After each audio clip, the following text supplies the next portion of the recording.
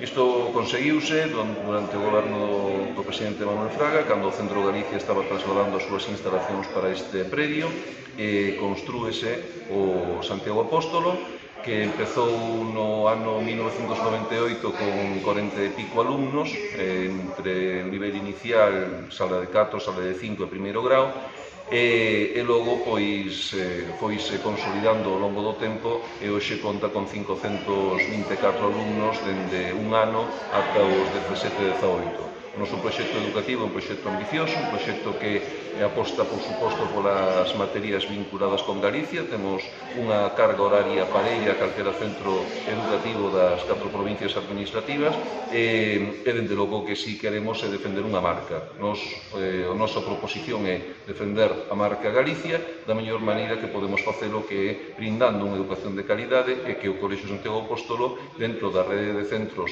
de Buenos Aires, pois estea na vanguarda e, por suposto, intentar que non chegue nunca á retagarda. De Galicia non existe se non se fai ben a denigración. Os que morreron en Calafate por a Patagonia, que son decotadas, pero están botando gromos. O árbol que foi castrado. É que isto é moi interesante, son pezas que hai que isto é un tesouro, pero que é símbolo tamén de dibuixos que hai aí, que fixo en Nova York os dibuixos de negro. O carácter solidario que se reproduciu en Pontecesures en cerámicas celta, non? Aí atendes en madeira. Logo estes escritos que... Poñémonos aquí todos, veña. Que nas escolas de Galicia se lles mostrase aos nenos, os pequenos, non as universidades que xa se estuda, senón os pequenos, porque son o futuro. É precioso.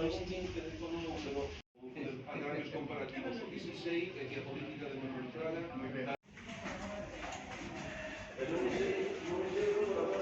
de seguridade de máis, pero xa está. Mirade, este bolso aquí estuve eu.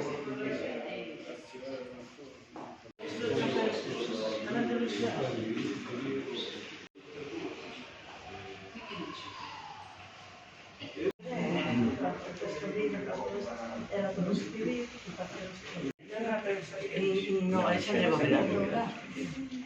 Dale, que solo ten que ver como cando xa... Bueno, eu he ido contradicir a...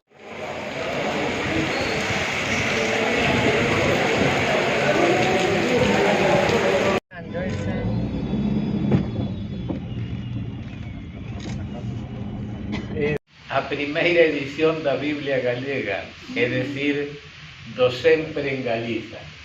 A primeira edición fíxose no centro ourensán. Ese era o refuxio intelectual de moitos grandes homes de Galicia, xa que logo empezando por Castelao. Había un centro importantísimo que era a Federación de Asociacións Galegas na rúa Chacabuco, donde a Blanco Amor, Xoane, Lorenzo Varela, unha gran cantidad de intelectuais galegos. Bueno, vamos a hacer una cosa, van a entrar día 5.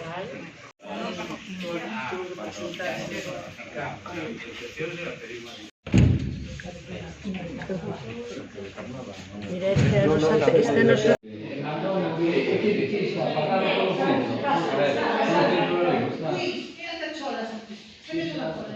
Y hay un fichero allí.